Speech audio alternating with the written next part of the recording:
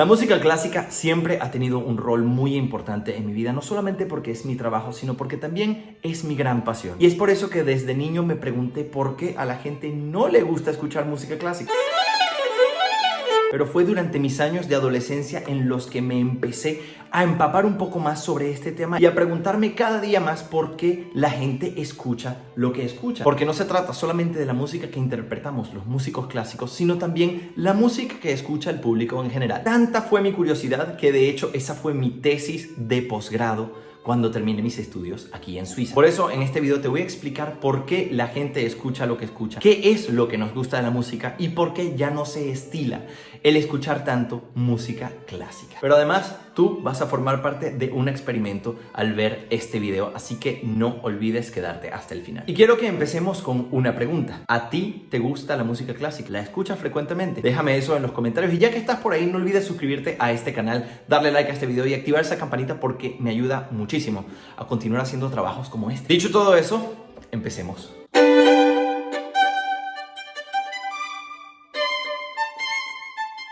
Quiero contarte sobre mi tesis de posgrado, pero para entenderlo primero tengo que volver algunos años en el pasado y hablarte de mi amigo Harry. Harry era la definición de un estudiante promedio. Tenía notas promedio, hacía cosas promedio, escuchaba música promedio. Y un día se me ocurrió preguntarle, Harry, ¿tú escuchas música clásica? A lo que él me dio la respuesta más promedio. La escucho, pero es que me pone a dormir. Y es que cuántas veces ustedes que me están viendo no han pensado que la música clásica pues sencillamente te pone a dormir. Y muchas veces tienen razón. Incluso a los músicos clásicos muchas veces la música clásica nos pone a dormir. ¿Pero por qué? Bueno, ahora les voy a explicar todo. Tengan paciencia. Como Harry me había dicho que la música clásica lo pone a dormir, yo le pregunté, Harry, ¿alguna vez tú has escuchado el concierto para violín de Tchaikovsky? A lo que él, por supuesto, me dijo que no. Y es que en aquel momento, sin saberlo, hace más de 15 años, ya estaba yo gestando la hipótesis de lo que sería mi trabajo de graduación de posgrado muchísimos años más tarde. Porque en ese momento le mostré a Harry el concierto para violín de Tchaikovsky y después de 5 minutos me dijo que era la canción más bella que había escuchado en su vida. El concierto de Tchaikovsky es una maravilla y suena así.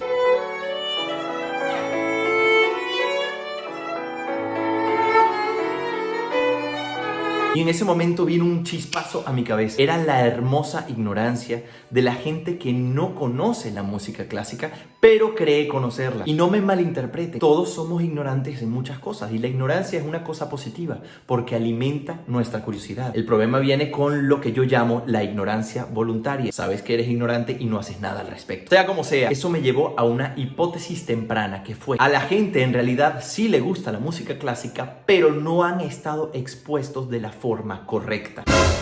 Así llegué a la primera conclusión. Porque a decir verdad, grosso modo, la culpa de que la gente en general no escuche música clásica no es de la gente, es de los propios músicos. Pero déjenme desarrollar un poco esta idea. Lo primero que tienen que saber es que a cualquier músico clásico, sea quien sea, desde el niño pequeño que tiene 6 años y está tocando sus primeras notas hasta el gran maestro Barenboim, a todos ellos les aburre en cierta medida algún tipo de música clásica, porque la música clásica es muy variada y puede llegar a ser muy compleja. Incluso a nosotros, los músicos profesionales, muchas veces nos aburren un montón de obras. Pero les voy a dar un ejemplo de lo más clásico. Estoy seguro de que está familiarizado con esto.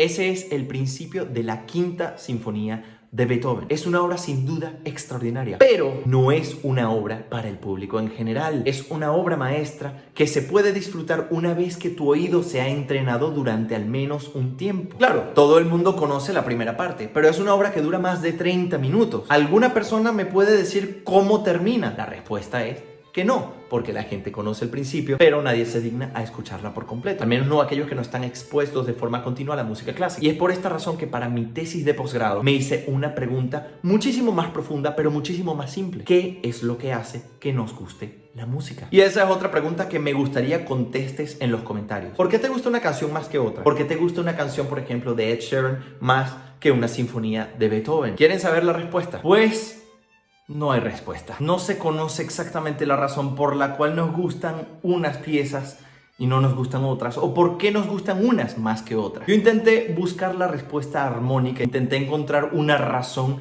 que fuese teórica, una razón que tuviese una base teórica musicalmente hablando, pero lo cierto es que no existe. Sin embargo, Harry, hace más de 15 años, sí que me dio indicios de una posible respuesta. Y es que a Harry le gustó el concierto de Tchaikovsky porque él podía reproducirlo. Es así como desarrollé un concepto personal que se llama la reproductibilidad musical. Básicamente propone que te va a gustar más lo que puedas reproducir más fácilmente, sea una canción o sea una pieza. El concierto de Tchaikovsky era muy sencillo de reproducir. Bueno, en realidad no todo, hay partes que son súper difíciles e imposibles de cantar,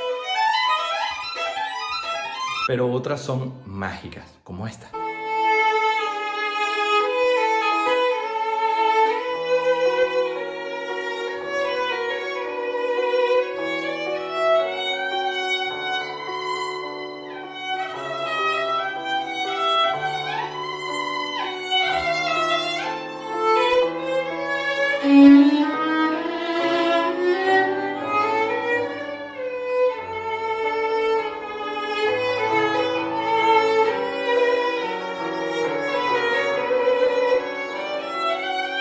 Eureka, había encontrado la respuesta. Harry era capaz de cantar, tararear o al menos silbar algunos fragmentos del concierto de Tchaikovsky, y como podía hacerlo le parecía tan sublime y tan hermoso que se enamoró por completo. Harry lo único que escuchaba era reggaetón. Tanto así que muchos años después me escribió para pedirme el nombre de aquella canción tan bonita que a él le encantaba. Estábamos hablando del concierto para violín de Tchaikovsky, que es una de las obras más difíciles que hay para el instrumento. Pero para entender esta reproductibilidad musical hay que abordar el asunto desde dos perspectivas: la parte psicológica y la parte sociológica. Eso incluye además todas las percepciones llamadas cognitivas.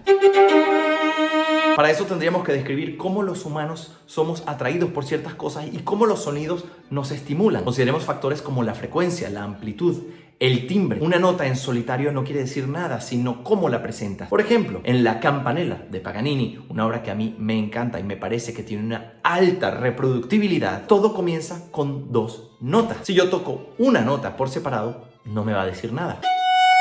Pero si toco esa misma nota separada por octavas, ya tenemos algo más interesante. Es así como Paganini nos propone La Campanella. Algo mucho más interesante y mucho más atractivo para el oído. Pero entonces, ¿es acaso la complejidad lo que nos impide disfrutar la música clásica por encima de la música popular? Veamos, por ejemplo, la Sinfonía 40 de Mozart.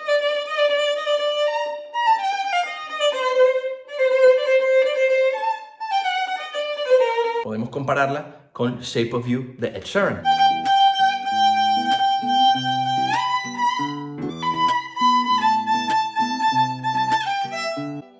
Bueno, ahí son 4 notas, como mucho, pero ustedes entienden. Es un asunto que está descrito en el libro del señor Gaviria y se llama atención selectiva, que es lo que hace que nosotros pongamos atención en algunos sonidos más que en otros. Por ejemplo, la corneta de un carro va a atraer nuestra atención, pero eso no quiere decir que nosotros vayamos a disfrutar ese sonido. Entonces, ¿cómo podríamos hacer una diferencia? Eso se debe a algo que en nuestra cabeza se llama esquema. Si ustedes han estudiado un poquito de psicología, ya saben muy bien que los esquemas son como departamentos de archivo que existen en nuestro cerebro, y utilizando esos esquemas es que de forma cognitiva podemos alcanzar una conclusión. Por ejemplo, una afirmación común sería: la gente que escucha música clásica es o intelectual o aburrida, o ambas. Eso es precisamente un esquema mental social, porque nosotros no tenemos una opinión objetiva, pero sí tenemos un esquema social que lo relaciona. Hay muchísimos esquemas dentro de nuestro cerebro. Por ejemplo, que los latinos saben bailar salsa, que los alemanes o los suizos son más fríos, que si voy a un concierto de música clásica me voy a quedar dormido. Y claro, para estos esquemas hay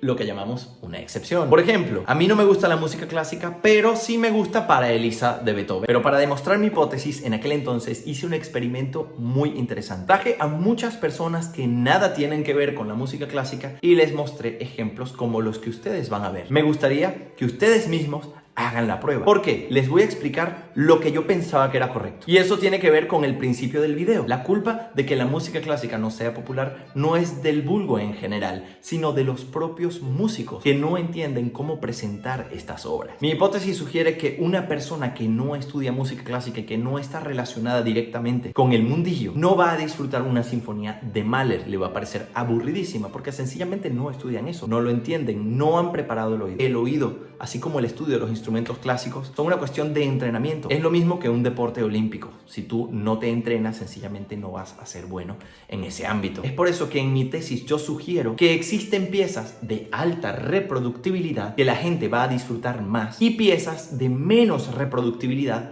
que van a hacer pensar que son aburridas. Sin ir muy lejos, hagamos el experimento aquí. Voy a tocar para ustedes dos piezas, más o menos del mismo periodo histórico. Yo quiero que me digan cuál les gusta más, la primera o la segunda. Y no olviden escribirlo en los comentarios.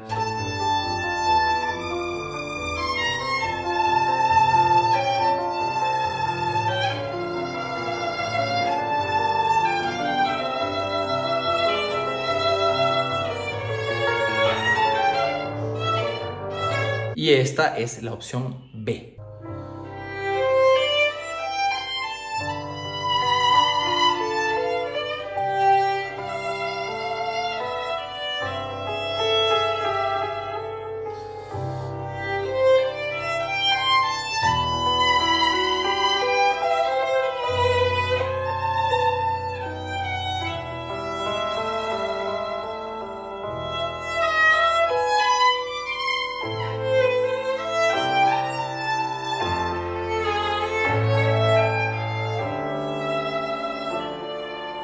¿Por cuál votan ustedes? ¿Por la 1 o por la 2? Es aquí, en este punto, en donde cualquier músico clásico, cualquier profesional, diría que esas piezas no son comparables. Que esas piezas tú no las puedes poner una al lado de la otra. Pero es precisamente aquí en donde está el error. Y este era precisamente también el punto de mi tesis. ¿Por qué? Porque para los músicos clásicos, ambas piezas son buenas. De hecho, la primera es una pieza mucho más elaborada, es una pieza mucho más inteligente, es la sonata número 3 de Brahms. La segunda es una pieza corta que se llama Introducción y Tarantela de Pablo de Sarasate. Pero para un oído no entrenado, la segunda tiene una mayor reproductibilidad. Es mucho más fácil de cantar. La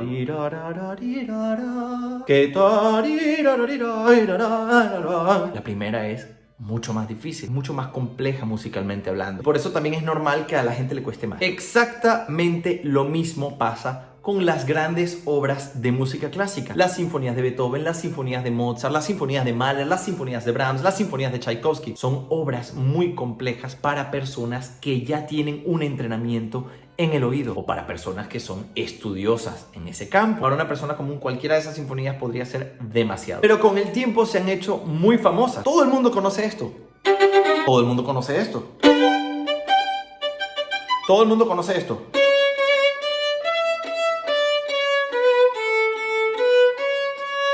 Pero en realidad lo conocen. No, solamente conocen una parte. El resto es muy complicado y no llega a los oídos de los oyentes. El punto es que hay piezas que son mucho más amigables para personas que no están en el mundillo de la música clásica. Y por ende, si los profesionales mostramos esto en lugar de mostrar grandes sinfonías, la audiencia, nuestro público, sería muchísimo mayor. Otra cosa también radica en lo que la gente cree que es difícil. Eso es una cuestión, por supuesto, muchísimo más ligada al violín o los instrumentos de cuerda o al piano también. Mucha gente cree que tocar rápido es difícil. Algo como esto.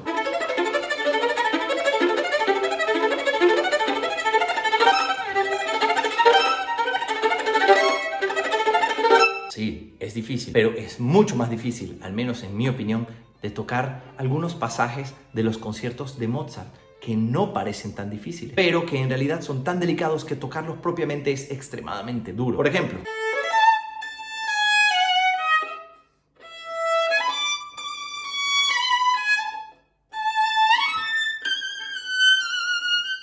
no fallar eso es dificilísimo. Se falla muy fácil, tienes que extender bien. Por eso hay que entender muy bien lo que se está escuchando. Tocar una sonata de Beethoven, como la sonata de la primavera,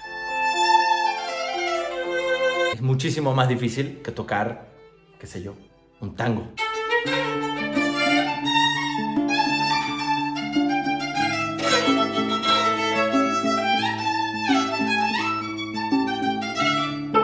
Sé que parece, pero en realidad no lo es. Es allí en donde entra el estudio. Por eso, si quieres aprender a escuchar música clásica, no es recomendable que empieces por una gran sinfonía, porque sería como empezar un libro de quinto año de medicina cuando ni siquiera has estudiado el primero. Por eso, en la descripción te voy a dejar algunas piezas que podríamos llamar para principiantes y poco a poco puedes ir aumentando el nivel hasta que puedas disfrutar una sinfonía. Porque al final de eso se trata, de entender y de disfrutar. Y como meta ulterior, escuchar una ópera. Una ópera es un trabajo súper largo que puede resultar muy tedioso si tú no lo entiendes. Y también en mi Instagram comparto un montón de obras clásicas interesantes. Así que si no me sigues, la cuenta es @lavidadm. Espero que este video haya sido instructivo. No olviden compartirlo con todos sus amigos, darle like y activar esa campanita. Estudien mucho, campeones, y hasta la próxima.